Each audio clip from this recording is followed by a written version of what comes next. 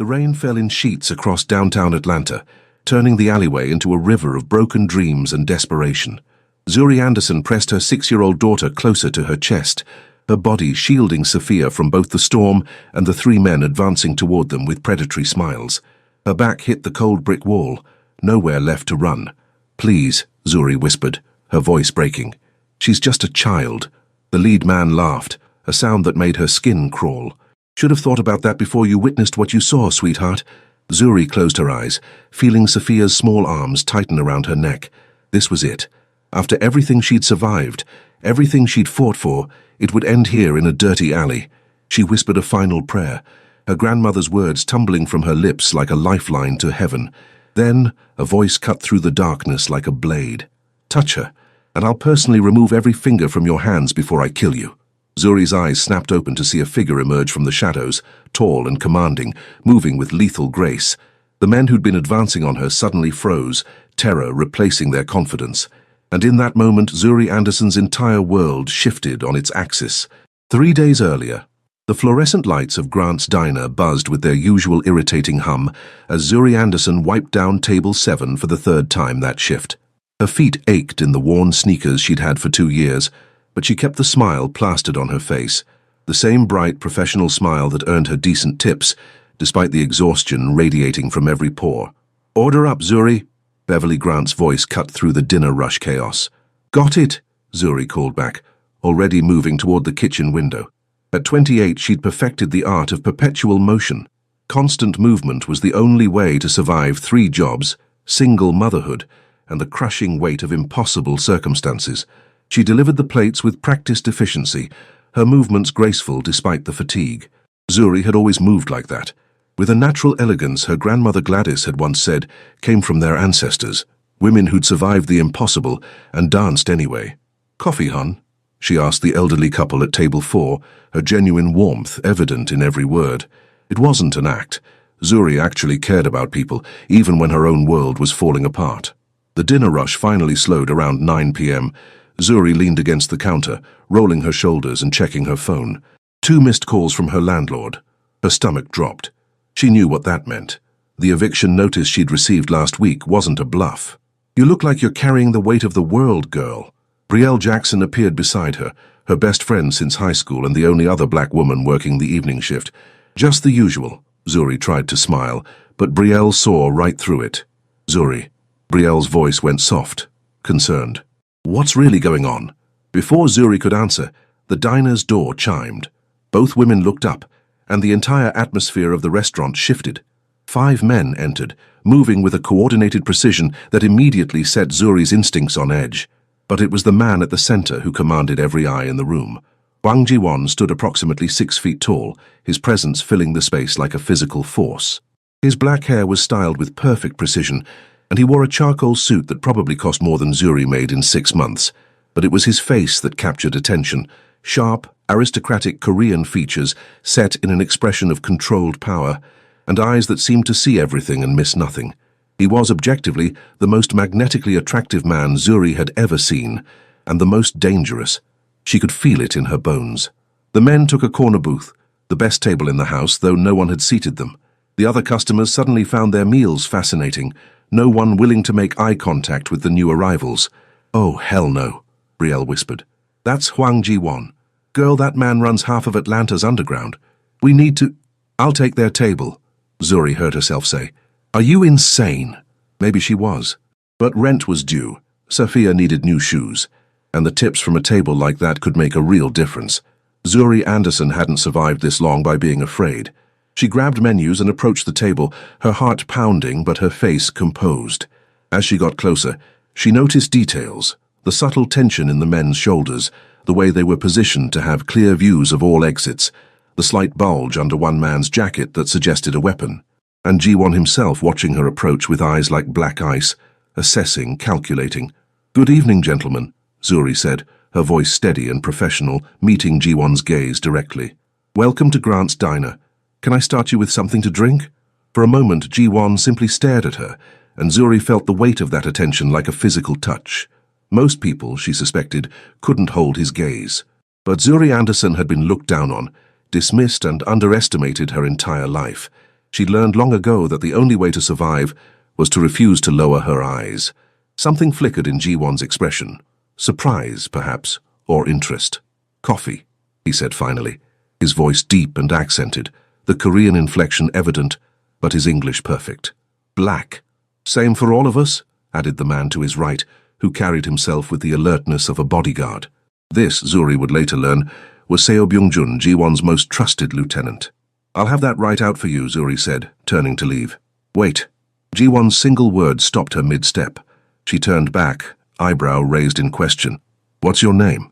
It was a simple question, but something in the way he asked it, the focused intensity, the genuine curiosity, made it feel like more.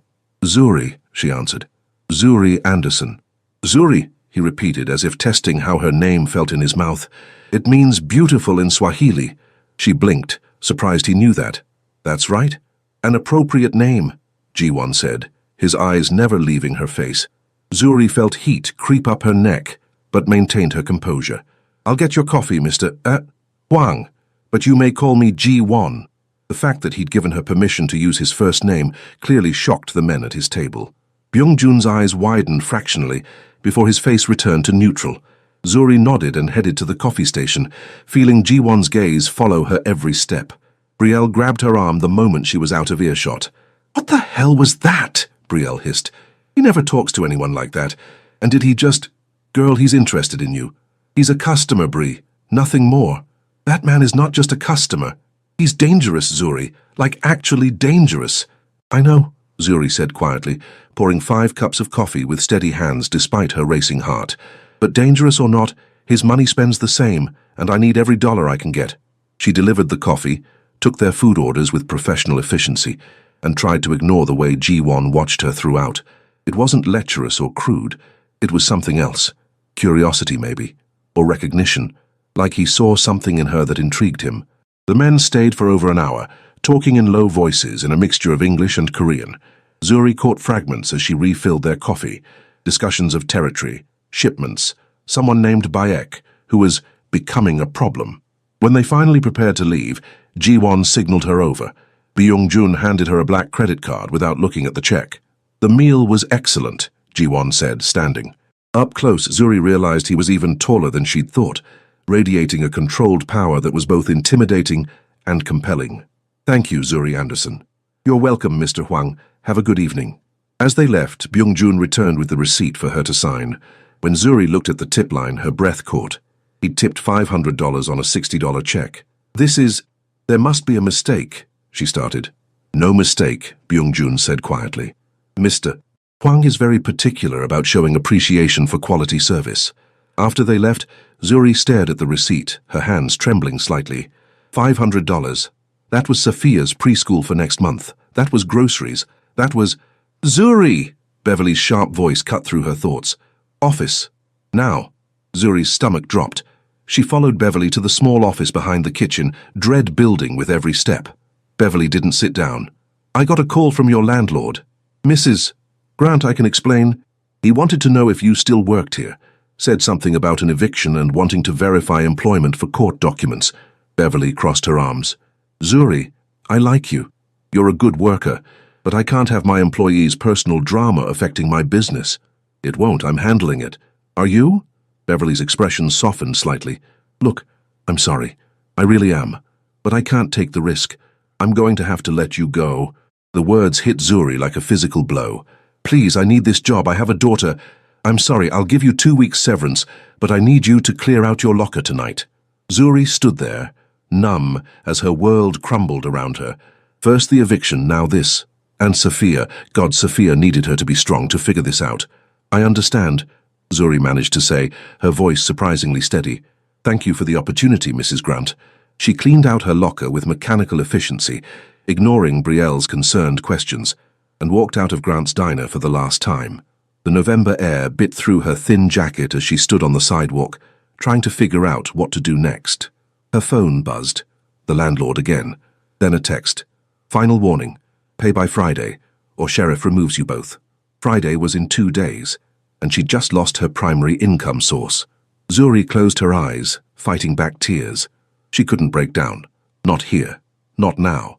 Safia was with Mrs. Chen next door, probably already asleep, innocent and trusting that her mother would fix everything like she always did. But for the first time in her life, Zuri Anderson had no idea how to fix this. She pulled out her phone and opened her banking app.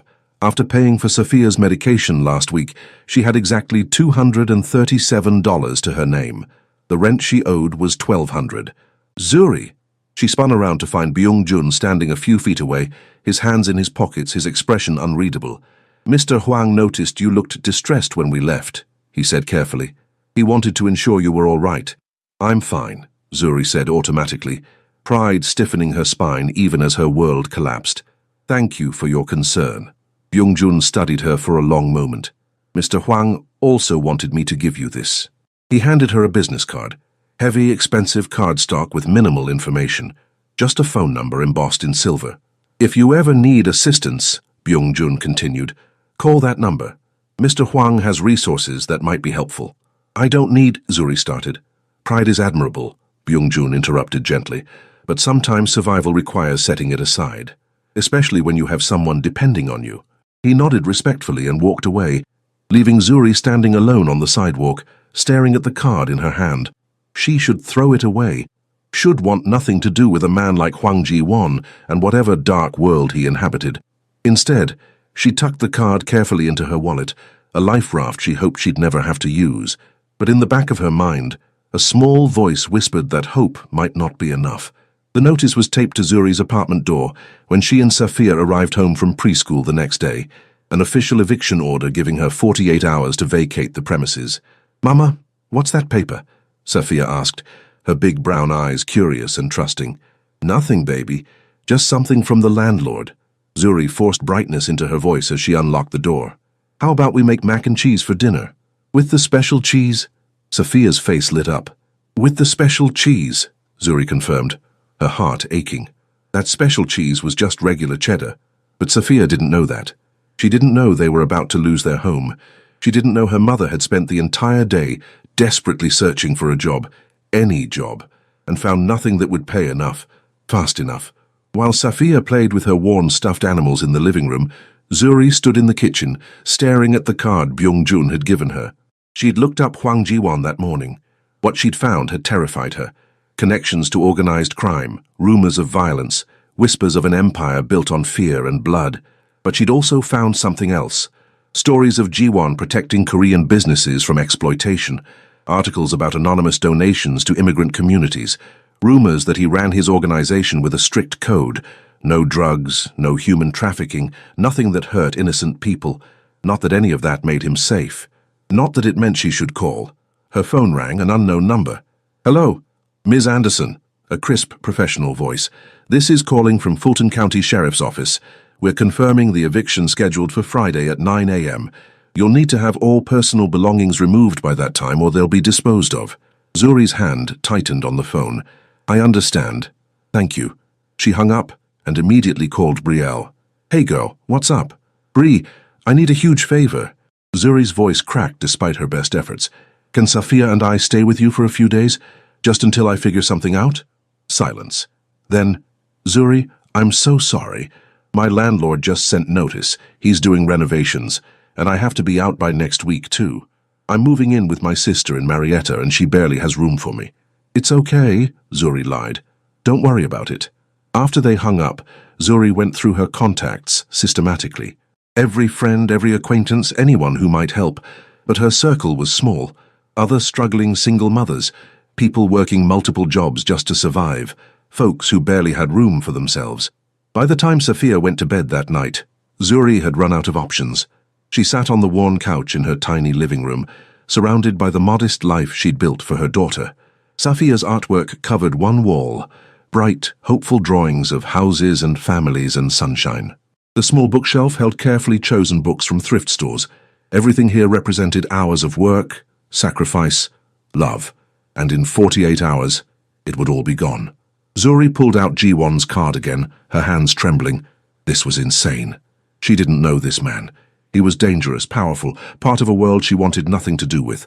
But Safia was sleeping in the next room, trusting her mother to keep her safe, to keep them afloat. "Pride is admirable," Byung-jun had said. But sometimes survival requires setting it aside. Before she could second-guess herself, Zuri dialed the number. It rang once, twice. "Hello, Zuri."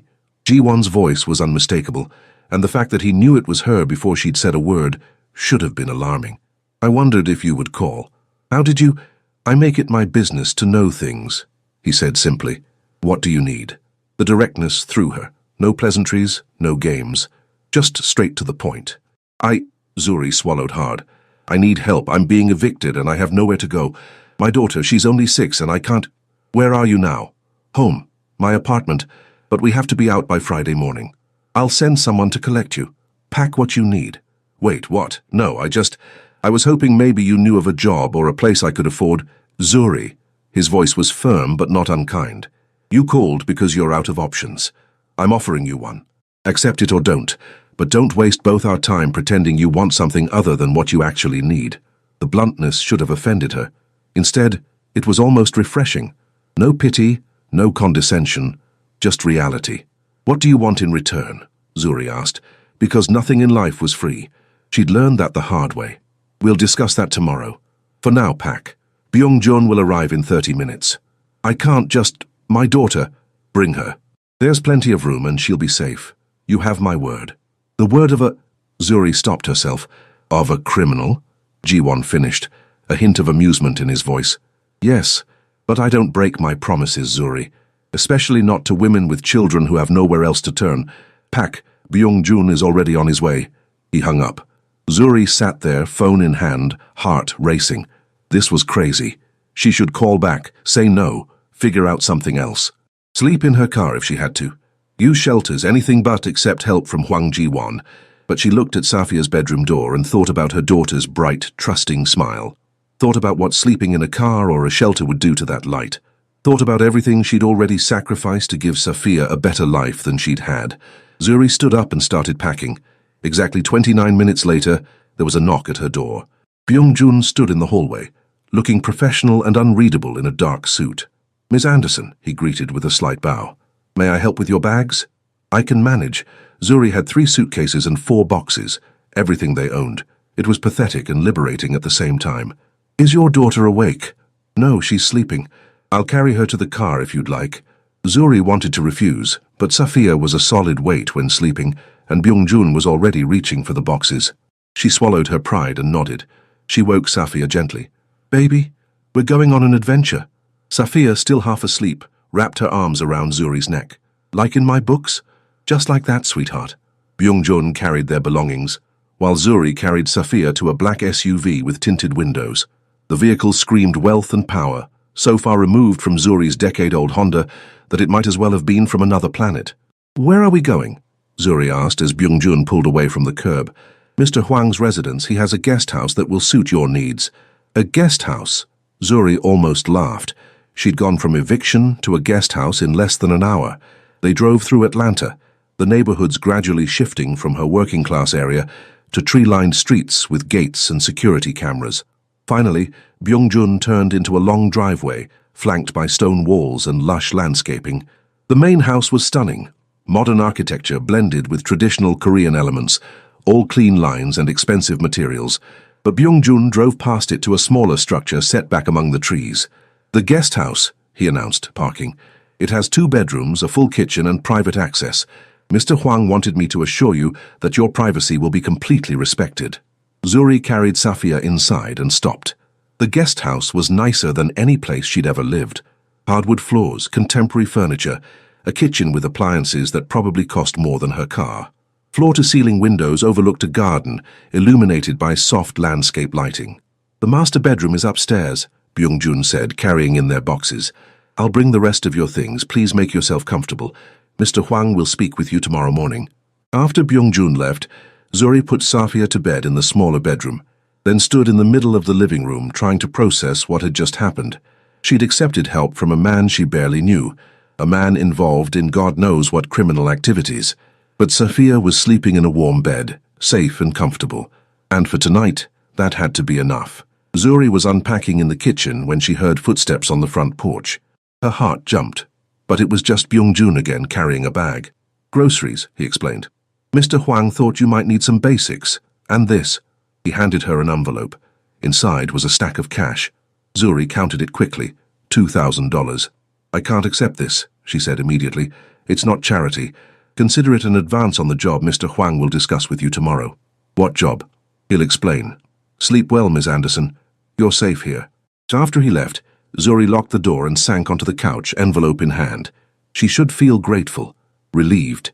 Instead, she felt terrified, because accepting this help meant entering a world she didn't understand, owing a debt to a man whose power was as attractive as it was dangerous.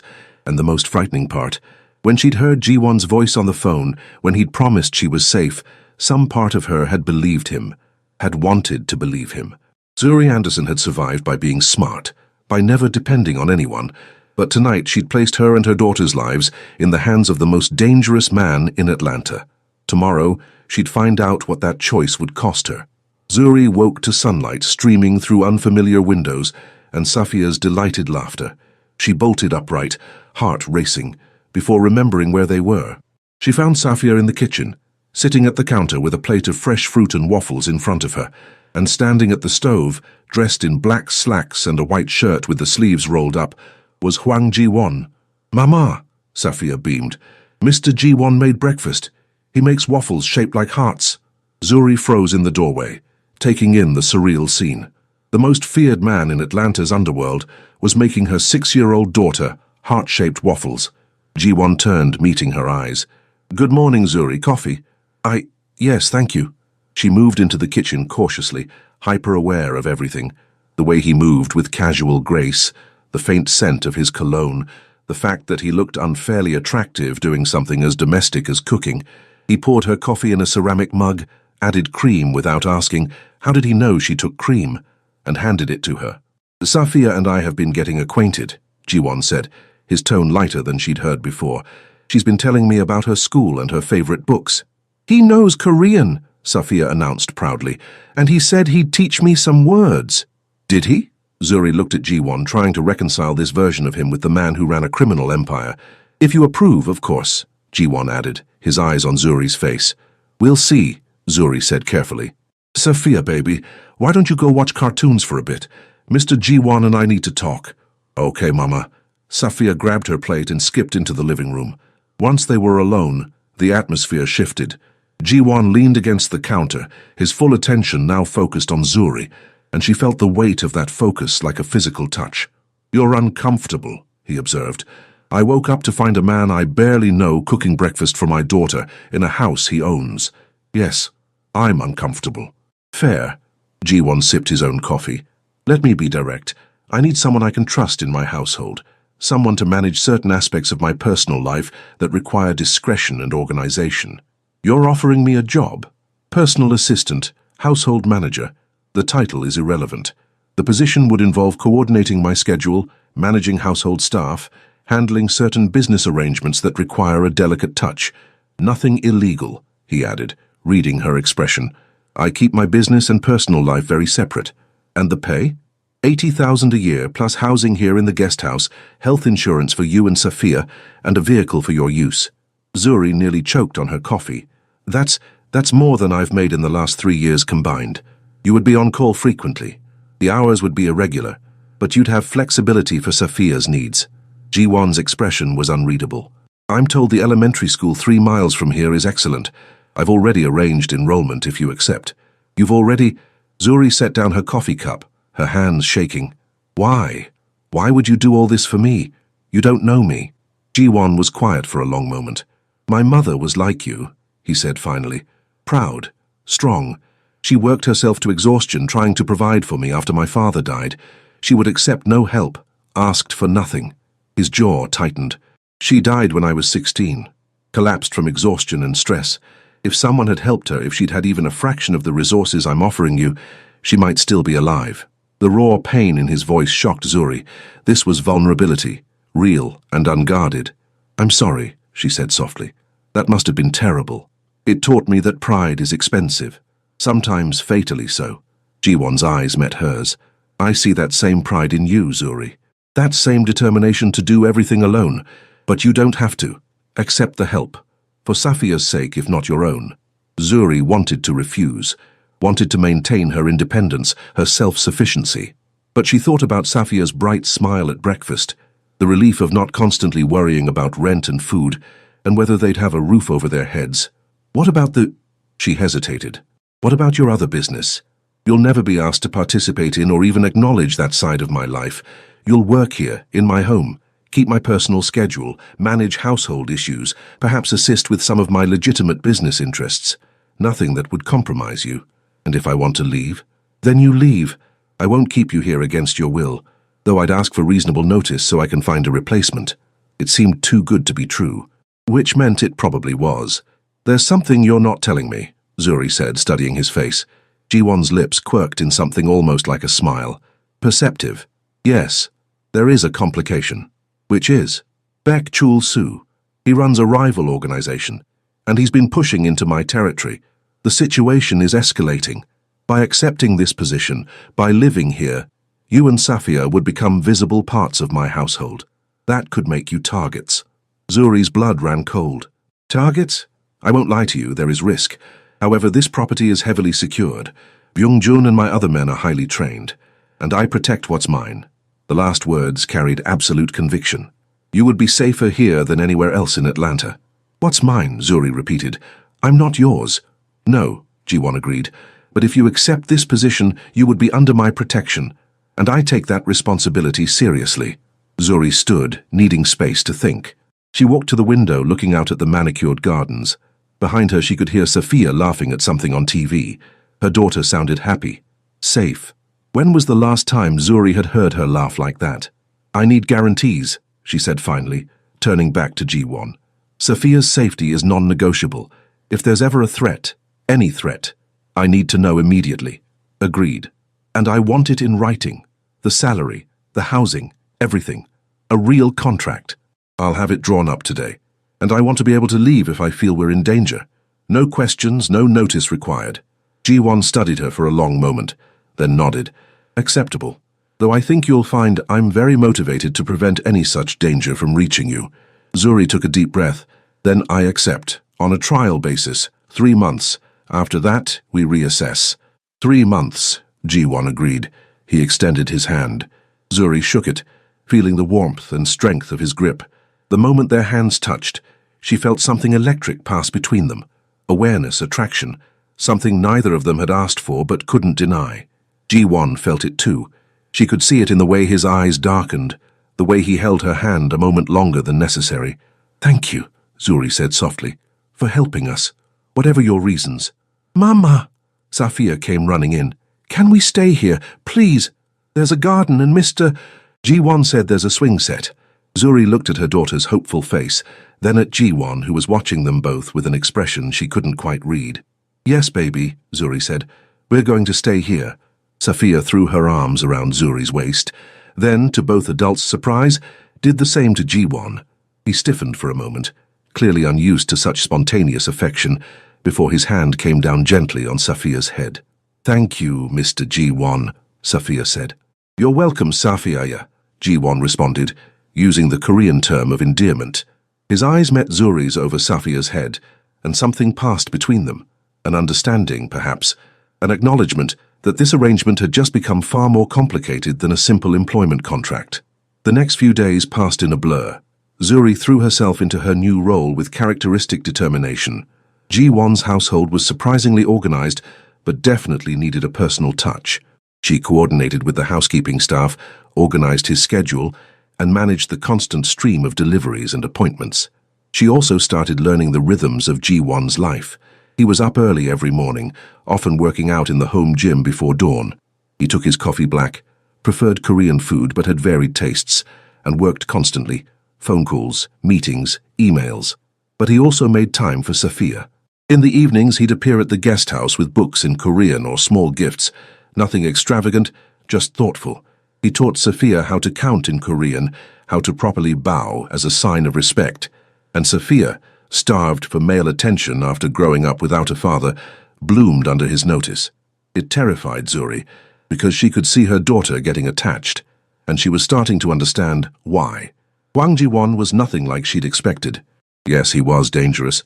She saw that in the way his men deferred to him, In the phone calls he took in clipped commanding Korean, but he was also unexpectedly kind, thoughtful, protective in a way that made her feel cherished rather than controlled. And God help her, Zuri was attracted to him, devastatingly so. It came to a head one evening when she was working late in Ji-won's home office, organizing files while he reviewed contracts. The room was quiet except for the scratch of his pen and the soft music playing from hidden speakers. "Zuri," she looked up to find him watching her, his expression intense. "Yes? Why did you really call me that night?" The question caught her off guard. "I told you. I needed help. You could have called social services, shelters, other resources. I tried all of those," Zuri said honestly. "There was nothing available, or nothing that could help fast enough. And yet you called me, a man you'd met once whose business you find morally questionable at best." Zuri set down the file she was holding. "Do you want the truth? Always. Because when you looked at me in that diner, you didn't see a struggling single mother or just another waitress. You saw me, and I thought maybe that man wouldn't let a child sleep in a car if he could prevent it." She met his eyes. "Was I wrong?" "No," Ji-won said quietly. He stood, moving around the desk toward her. "You weren't wrong." He stopped a few feet away, close enough that Zuri could feel the heat radiating from his body, could see the conflict in his eyes. "This is complicated," he said. "I know. You work for me. You live in my house. There are rules about this kind of thing. I know that too. And yet I find myself thinking about you constantly, wondering what you're doing, finding excuses to see you, looking forward to Safia's bedtime because it means you might come to the main house to review tomorrow's schedule." Zuri's heart was pounding. "Ji-won, tell me I'm alone in this," he interrupted. "Tell me you feel nothing, and I'll back away. I'll keep this professional. But if you feel even a fraction of what I'm feeling, I need to know." Zuri should lie, should protect herself and Safia from this complication. But she'd built her life on honesty and resilience, and she wouldn't start lying now. "You're not alone," she whispered. Ji-won's control cracked. He closed the distance between them in 2 steps, his hand coming up to cup her face with surprising gentleness. "Tell me to stop," he said, his voice rough. "I can't." He kissed her then, and it was nothing like Zuri had imagined. It wasn't rough or demanding. It was tender, seeking, a question as much as a claim. His lips moved over hers with careful reverence, like she was something precious that might break. Zuri melted into him, her hands fisting in his shirt, all her resistance crumbling under the weight of want and need and something deeper she was afraid to name. When they finally broke apart, both breathing hard, Ji-won pressed his forehead to hers. "This changes everything," he said. "I know. Beck will see you as a weakness now, as leverage. Then we'll be careful." "Zuri." Ji-won pulled back enough to look at her. "I'm serious, the danger is real. I understand, but I'm not running, not from this." She touched his face, feeling the slight stubble on his jaw. "Unless you want me to." "What I want," Ji-won's voice went rough. "What I want is to keep you here, safe where I can see you. What I want is to wake up knowing you're close. What I want is to give Safia the stability you've been fighting so hard to provide her. What I want is you, Zuri Anderson. All of you. And that terrifies me because I've spent years making sure I don't want anything I can't control. No one can control this," Zuri said softly. "Whatever this is." "No," Ji-won agreed, "but I can protect it. Protect you. Both of you." He kissed her again, deeper this time, and Zuri let herself fall. Into the kiss, into the feeling, into the terrifying possibility that she might have found something real with the last man she should ever want. When her phone buzzed with a text from the baby monitor app, Safia was awake. They broke apart reluctantly. "I need to go," Zuri said. "I know." Ji-won smoothed his thumb over her cheekbone. "Tomorrow, we need to discuss increased security measures. I want 2 of my men assigned specifically to you and Safia." "That seems excessive." "It's necessary. Please, Zuri, don't fight me on this." She saw the genuine concern in his eyes and nodded. "Okay." As she walked back to the guest house, Zuri's mind raced. She'd just crossed a line she couldn't uncross. She'd kissed her employer, a crime boss, a man who lived in a world of violence and danger. But God help her, she'd also never felt more alive, more seen, more protected. And when she checked on Safia and found her daughter sleeping peacefully, surrounded by the security and comfort Ji-won had provided, Zuri couldn't bring herself to regret what had happened. Whatever came next, they'd face it together. The threat came 3 days later. Zuri was at the grocery store with Safia, 2 of Ji-won's men trailing at a discreet distance, when her phone rang. Unknown number. Hello, Ms. Anderson. The voice was smooth, cultured, Korean accented. My name is Baek Chul-soo. I believe we should meet. Zuri's blood ran cold. She'd heard that name. Ji-won's rival, the man he'd called dangerous. I have nothing to say to you. Oh, I think you do. I know where you are right now. I know your daughter is with you, beautiful child. It would be a shame if anything happened to her. Zuri's hand tightened on the phone, fear and fury warring inside her. One of Ji-won's men, she'd learned his name was Min-soo, immediately stepped closer, sensing trouble. If you touch my daughter, I have no interest in hurting children, Miss Anderson. I simply want to talk. Come to the address I'm about to text you. Alone. If you bring Hwang's men, or if you tell him about this conversation, well, Baek's voice went cold. Let's just say I have eyes everywhere. Think very carefully about your next move. The call ended. A text came through with an address in a part of town Zuri didn't know. Ms. Anderson? Min-soo was at her elbow. Is everything all right? Zuri's mind raced. If she told them, Baek might know.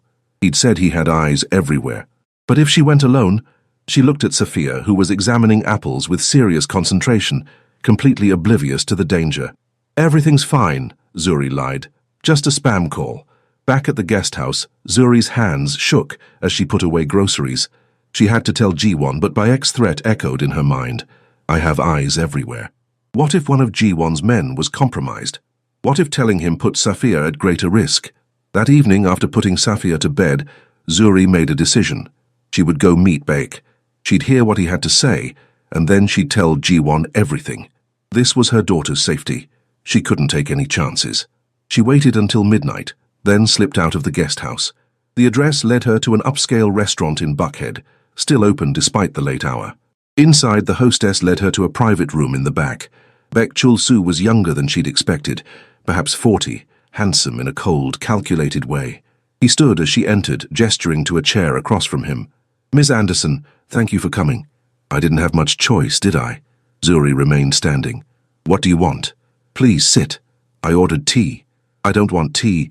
I want to know why you threatened my daughter. Baek's expression didn't change. I merely pointed out reality. You've involved yourself with a dangerous man, and that has consequences. Ji-won has never threatened me or my child. Not yet. But surely you understand what he is. What he's done. Baek poured tea calmly. Hwang Ji-won has built his empire on violence. He's eliminated rivals, controlled territories through fear.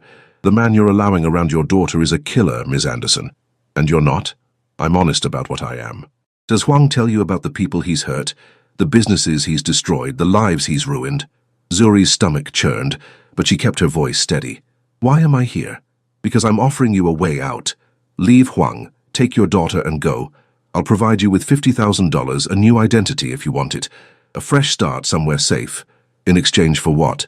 Information, his schedule, his security details, the locations of his various holdings. You have access to all of it now. You want me to betray him. I want you to save yourself and your child. Hwang's empire is crumbling, Ms. Anderson. I'm going to take everything he has. When I do, anyone associated with him will be caught in the crossfire. Is that really what you want for your daughter? Zuri thought about Sophia's laughter as Ji-won taught her Korean, about the gentleness in his hands when he touched her face, about the way he'd given them safety without asking anything in return. No, she said firmly. No, I won't betray him.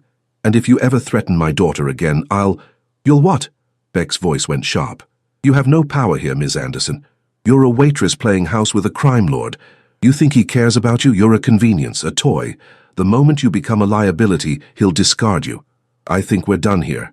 Zuri turned to leave. You're making a mistake, Baek called after her. When everything falls apart, remember I offered you a way out. Zuri walked out of the restaurant, her whole body shaking. She pulled out her phone to call Ji-won and found 5 missed calls from him and a dozen texts, each more frantic than the last. Before she could dial, headlights flooded the parking lot. A black SUV screeched to a stop, and Ji-won jumped out, his face a mask of fury and fear. Where the hell have you been? He grabbed her shoulders, his hands shaking. I went to check on you. You were gone. Sophia was alone. Do you have any idea? Sophia's alone. Horror flooded through Zuri. I left her sleeping. I thought I was only going to be gone an hour. She woke up. She was terrified. Byung-jun is with her now, but Zuri... Ji-won's voice cracked. Where were you? Beck called. He threatened Safia. He told me to come alone, not to tell anyone. I thought I was trying to protect her. Ji-won's expression went from furious to deadly calm, which was somehow more terrifying. Get in the car. The drive back was silent. Ji-won's jaw tight, his hands white-knuckled on the steering wheel. When they arrived, Byung-jun was in the living room with Safia, who was crying. Mama, Safia launched herself at Zuri. I woke up and you were gone. I thought you left me. Baby, no, never. I'm so sorry. Zuri held her daughter tight, tears streaming down her own face. I'm so sorry. Over Safia's head, she saw Ji-won's expression, pain and anger and something that looked like betrayal. After Safia finally fell asleep again, Zuri found Ji-won in his office standing by the window. Ji-won, you went to meet Beck alone. His voice was flat. After I specifically warned you about the danger, after I increased security specifically to prevent something like this. He threatened Safia. He said if I told anyone, so you trusted him over me. Ji-won turned and Zuri saw the hurt beneath his anger. You put yourself in danger, left your daughter alone, and walked into what could have been a trap because a man known for lies and manipulation told you to. I was trying to protect her, by doing exactly what he wanted, by isolating yourself. Ji-won's voice rose. Do you know what could have happened? He could have killed you, taken you hostage, used you against me. And I would have been powerless to stop it because I didn't know where you were. I'm sorry, I wasn't thinking clearly. No, you weren't. Because you still don't trust me. Even after everything, you don't trust me to protect you. The accusation hit hard because it was partially true. Some part of Zuri had still been protecting herself, still holding back. You're right, she said quietly. I should have told you immediately. I should have trusted you. I'm sorry. Ji-won's anger seemed to deflate. He sank into his chair, suddenly looking exhausted. What did Beck want? Zuri explained the meeting, the offer, the demand for information. With each word, she saw Ji-won's expression darken. He's escalating faster than I anticipated, Ji-won said finally, which means we need to accelerate our timeline. Timeline for what? Ending this. Beck has been pushing into my territory for months. I've been patient, tried to resolve it without bloodshed. But he's crossed a line by involving you and Safia. That changes everything. What are you going to do? Ji-won looked at her, his eyes hard. What I should have done months ago, remove the threat permanently. You mean kill him. I mean protect what's mine. And like it or not, Zuri, you're mine now. You and Safia both. Which means anyone who threatens you has made themselves my enemy. The possessiveness should have alarmed her. Instead, some primal part of Zuri responded to it, craved it even. I don't want you to do something that will put you in danger, she said. Too late for that. The moment I let you into my life, into my heart, the danger was inevitable. Ji-won stood, moving toward her. But I don't regret it. Even now, even with all this complication, I don't regret you. He cupped her face in his hands. But you need to trust me, Zuri. Completely. No more secrets, no more trying to handle things alone. We're in this together now. Together, Zuri repeated, realizing she meant it. Despite everything, despite the danger and the complications, she wanted this. Wanted him. Ji-won kissed her, and it was different from before. Desperate, claiming, a promise and a plea all at once. When they broke apart, both breathing hard, Ji-won pressed his forehead to hers. I have to handle Beck, he said, and it needs to happen soon, before he makes another move. But I need to know you'll be safe while I do. What do you need me to do? I'm sending you and Safia to a safe house. Somewhere Beck can't find you, just for a few days until this is resolved. I don't want to leave you. I know, but I can't focus on what I need to do if I'm worried about you. Please, Zuri, do this for me. She saw the fear beneath his calm exterior, the genuine terror of losing her, and she understood, because she felt it too. Okay, she agreed, but promise me something. Anything. Come back to us. Whatever it takes, whatever you have to do, come back. I promise, Ji-won said, and sealed it with another kiss. But as Zuri packed bags for her and Safia that night, preparing for the safe house, a cold fear settled in her stomach, because she knew Ji-won was walking into danger for her, and if something happened to him, if he didn't come back, it would be her fault for not trusting him from the beginning. She'd finally found someone who saw her, protected her, loved her, and she might lose him because of one moment of misplaced doubt. The safe house was a cabin in the North Georgia mountains, beautiful and isolated. Byung-jun and 2 other guards stayed with them. but they were unobtrusive, giving Zuri and Safia space while maintaining security. Safia thought it was an adventure. Zuri tried to maintain that illusion, while her stomach churned with worry. 2 days passed with no word. Jiwon had warned her the silence was for security, but each hour without contact felt like torture. On the 3rd day, Safia was napping when Byung-jun's phone rang. She watched his face change, saw something that looked like relief. "It's done," he said simply. "Mr. Huang wants to speak with you." He handed her the phone. "Jiwon?" Zuri's voice cracked. "It's over," Jiwon said, and she could hear the exhaustion in his voice. "Baek won't threaten you again." "Are you okay? Are you hurt?" "I'm fine. I'm coming to get you tomorrow morning." "What happened?" "I'll explain everything when I see you." "But Zuri—" His voice softened. "I kept my promise. I came back." Tears streamed down Zuri's face. "I knew you would." That night, Zuri couldn't sleep. She stood on the cabin's deck, wrapped in a blanket, looking at the stars. She heard footsteps behind her. Byung-jun, keeping watch. "He cares for you very much," Byung-jun said quietly. "I've worked for Mr. Huang for 8 years. I've never seen him like this with anyone." "Like what?" "Vulnerable. Human. You've changed him, Ms. Anderson. Given him something to protect beyond power and territory. Given him a reason to imagine a different future." "I'm scared," Zuri admitted. "This life, his world, I don't know if I can do it." "You're already doing it. You faced down Baek Chul-soo to protect your daughter. You chose to trust Mr. Huang even when you were terrified. That takes more courage than you realize. What if it's not enough? Then you figure it out. Together. That's what love is, isn't it? Choosing someone, even when it's complicated." Zuri thought about that. About choosing Jiwon despite the danger, despite the complications, despite everything that made it impossible. And she realized she'd already made that choice. The moment she'd called him for help. The moment she'd kissed him back. The moment she'd realized her heart had recognized something in him that her mind was still trying to understand. Jiwon arrived at dawn, looking exhausted but whole. Safia ran to him, and he scooped her up, holding her tight.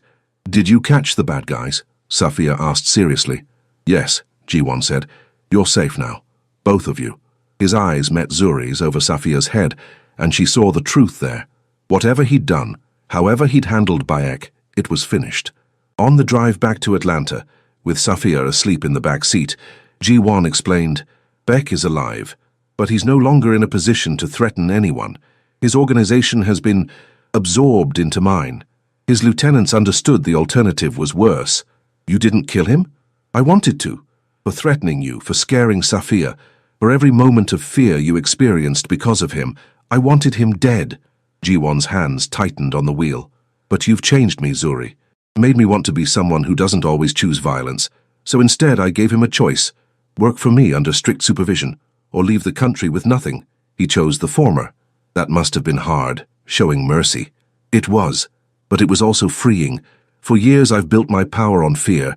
But you see something in me worth protecting, worth believing in. I want to be that man, not just for you, but for Safia, for myself." Zuri reached across the console, taking his hand. "You already are." Back at the estate, life slowly returned to normal, or as normal as life could be when you were in love with a reformed crime boss. Jiwon began transitioning his organization toward more legitimate businesses. It would take time, he explained, but he was committed to building something he could be proud of. And through it all, Zuri and Safia were there, a family he'd never expected, never thought he deserved, but couldn't imagine living without.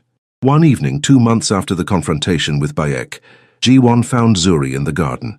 Safia was at a sleepover with a new friend from school, something that would have been impossible in their old life. "She's happy here," Zuri said as Jiwon joined her on the bench. "Are you?" Zuri turned to him, seeing the vulnerability in his question. This powerful man, still uncertain of her, still afraid she might leave. "Yes," she said simply. "I'm happy. Happier than I've ever been." Jiwon pulled her close, and they sat in comfortable silence watching the sunset paint the sky in shades of gold and pink. "I love you," Jiwon said suddenly. "I know I've never said it. I know my actions have shown it, but I need you to hear the words. I love you, Zuri Anderson. I love your strength and your pride and the way you protect those you care about with everything you have. I love the mother you are to Safia. I love how you've challenged me to be better. I love every stubborn, beautiful, resilient part of you." Zuri's eyes filled with tears. I love you too, even though you're bossy and overprotective and you make me crazy sometimes. Ji-won laughed, a real, genuine laugh that transformed his face. Only sometimes? Okay, frequently. But I love you anyway. He kissed her then, sweet and slow, a promise of all the tomorrows they'd fought for. When they broke apart, Ji-won reached into his pocket and pulled out a small velvet box. Okay, it's too soon, he said, I know that, but I need you to have this, not as a proposal, not yet, but as a promise that I'm yours, that this is real, that I will spend the rest of my life making sure you and Safia never have to be afraid or alone again. Inside the box was a ring, a simple band with a single diamond, elegant and timeless. It was my mother's, Ji-won explained. The only thing I have from her. I want you to have it. When you're ready, when we're both ready. It can be an engagement ring, but for now it's a promise that I'm building a life I can share with you. A life you'd want to be part of. Zuri took the ring, sliding it onto her right hand. It's perfect. You're perfect. You and Safia both. My family. Your family. Zuri agreed, leaning into his embrace. And as they sat together in the garden, Zuri thought about the prayer she'd whispered in that alley. Desperate, final, a last hope. She'd asked for a miracle, and somehow, impossibly, the Korean Mafia boss had been her answer. Not because he'd saved her from the streets, but because he'd seen her, really seen her, and chosen to build something beautiful from broken pieces. Together, they were creating something neither had thought possible. A home, a family, a love, strong enough to weather any storm. She whispered a final prayer, Zuri said softly, but the Korean Mafia boss came first and saved her from the streets. Ji-won looked at her, confused. What? It's our story. That's how it started, isn't it? I was praying for help and you appeared. Ji-won's thumb traced her cheekbone tenderly. No, Zuri. You saved yourself. You made the hard choices. You protected your daughter. You survived impossible circumstances. I just gave you the resources to do what you were already doing, being extraordinary. We saved each other then. Yes, Ji-won agreed, pressing a kiss to her forehead. We did. Years passed, seasons changing like the pages of a well-loved book. The estate that had once been a temporary refuge became home, truly home. Safia's artwork covered the refrigerator in both the guest house and the main kitchen, evidence of a child who moved freely between both spaces, secure in the knowledge that she was loved and wanted. The guest house was now just where they slept. Their lives were fully integrated with Ji-won's. Some mornings, Zuri woke in Ji-won's bed, his arm wrapped protectively around her waist. Other times they'd find Safia had crawled between them during the night, a warm bundle of child-seeking comfort. Ji-won had been true to his word. His organization had transformed, slowly, carefully, but definitively. What had once been built on fear and violence was now a network of legitimate businesses: import, export, real estate, security consulting. The transition hadn't been easy, but Nam Jung-soo, the old veteran, had guided them through it with wisdom earned over decades. You've honored your mother's memory, Nam had told Ji-won one evening. She would be proud of the man you've become. Safia was 11 now, tall and confident, fluent in both English and Korean. She called Ji-won Appa, the Korean word for father, and he'd cried the first time she said it, though he pretended the moisture in his eyes was from allergies. She had Ji-won's discipline and Zuri's warmth, a perfect combination of the two people who loved her most. And if anyone at her prestigious private school questioned the unconventional family, a black mother, a Korean father who wasn't her biological parent, a household that sometimes entertained rather intimidating-looking businessmen, Safia shut them down with the kind of confident grace that made both her parents proud. Brielle was there too, part of their extended family. After her own struggles, Ji-won had offered her a position managing one of his legitimate businesses. She'd accepted, and now lived in a condo he'd helped her purchase, her friendship with Zuri stronger than ever. Never thought I'd be working for the Korean Mafia, Brielle joked one evening over dinner. Former Mafia, Ji-won corrected with a slight smile. I'm a respectable businessman now. Uh-huh, and I'm the Queen of England. But even Brielle had to admit, Ji-won had changed. The cold, dangerous man who'd walked into Grant's diner all those years ago had been transformed by love and family into someone warmer, if no less formidable. Dr. Benjamin Park had become a family friend, the pediatrician who'd treated Safia through childhood illnesses and celebrated her victories. He'd witnessed the transformation of their unconventional family and approved wholeheartedly. Love looks different for everyone, he'd told Zuri once. What matters is that it's real, and yours obviously is.